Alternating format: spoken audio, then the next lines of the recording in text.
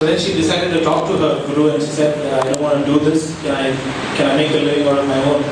So then she had a couple of other, like Swarna and Swati. She had a couple of other people under her and she decided that she'd get them and she'd make a living out of her own people. And then she started going to the shops nearby and generally getting the collection and everything. So once that was done, she was continuing her life like this, and then she decided to move to Bangalore. She discussed with the Guru and the Guru said, okay, you can go and live in Bangalore. So then she moved to Bangalore and now she actually runs the collection at the Nagwara Center, and that's where I met her. And then I took to me family or everything you contact with her, family. మళ్ళీ 10 సంవత్సరాల తర్వాత నేను మా తిరుపతికి వెళ్ళిపోయాక మా అన్న మా వదిన వాళ్ళు జాబ్ చేస్తారు. వాళ్ళకి పొజిషన్ అంతా తెలిసింది, ఇట్లాంటి మన తమ్ముడిలాగా అయిపోయినాడు, వాడిని మనం వదిలేస్తే బాగుంటుందని చెప్పి మా అన్న మా వదిన నన్ను చూస్తారు.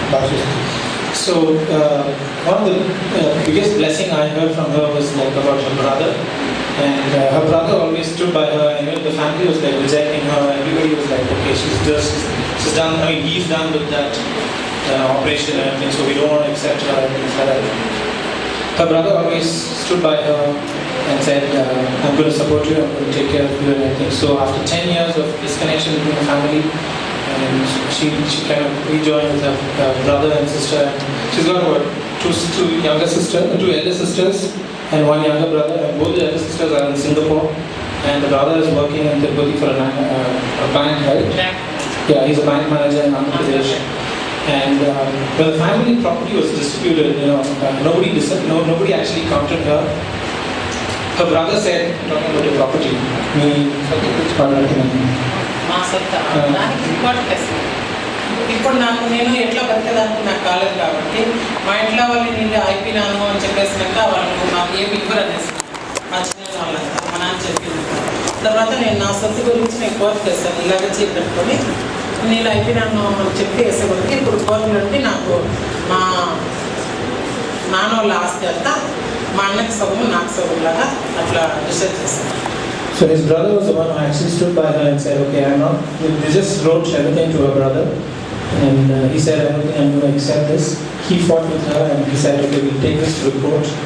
And so he made sure that she got equal property, and she's got property in wherever place she comes from. And so it's like basically her brother who stood by her.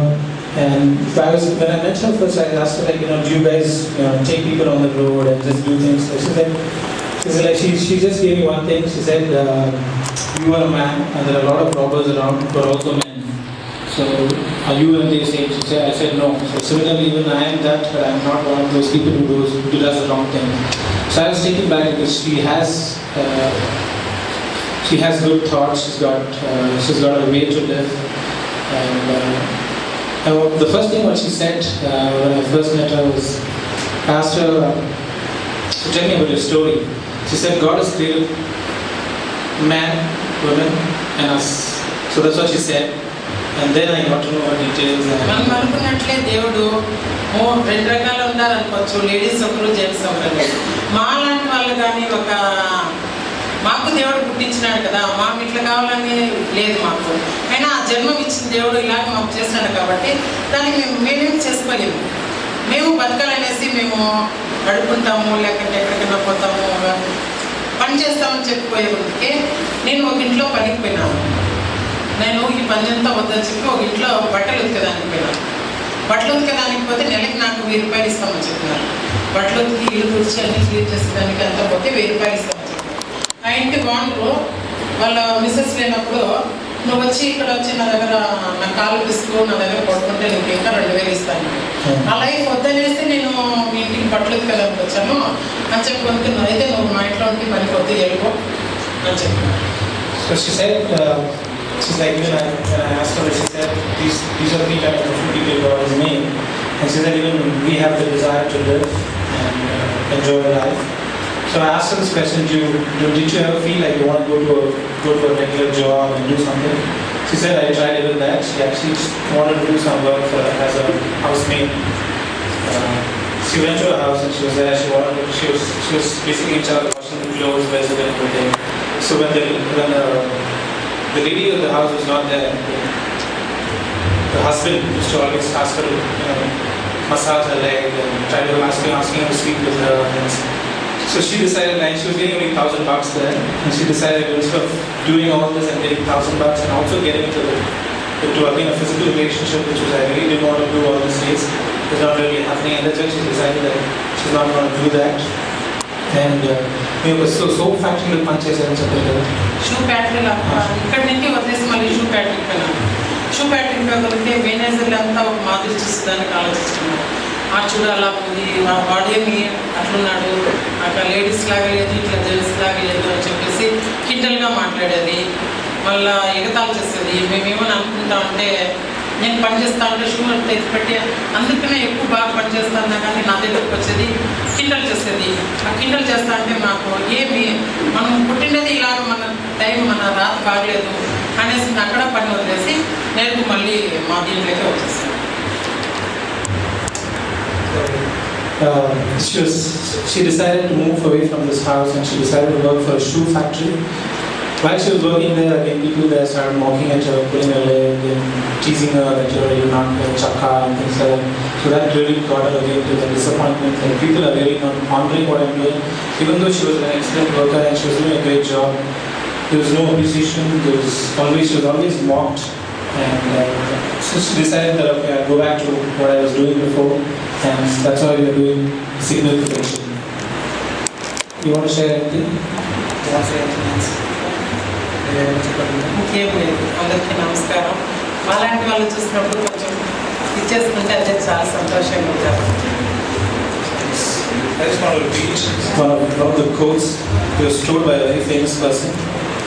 Some are eunuchs because they were born that way, others are made that way by men, and others have renounced marriage because of the kingdom of heaven. The one who can accept this should accept this. Do you know who said this? Yeah. So Jesus said, I was thinking back to myself, like, when I first met her. Once again, okay. For some are eunuchs because they are born that way, others are made that way by men, and others have renounced marriage because of the kingdom of heaven. The one who can accept this should accept. Matthew 19:12. So the first time I met her, the first verse which came to my mind was Genesis 1:28. God blessed them and said to them, be fruitful and increase in number, fill the earth and subdue it, rule over the fish of the sea and the birds of the air and every living creature that moves on the ground. And before this he said, let's make man in our image. And if Bharathi would have read this verse, she would also remember that God is in her image. And I think we tend to forget that sometimes God, I don't know, I'm just saying, if it's applicable to Bharathi in her life, and she can say, God is made in my image, and I think there's nothing like it. So that, yeah, sorry. So there's nothing like it that challenged me, and I said, I think I can make a little bit of difference in her life, and that's why I got to get into a friendship with her. And it's great to know you, and we have something for you. We just want to appreciate what you've done.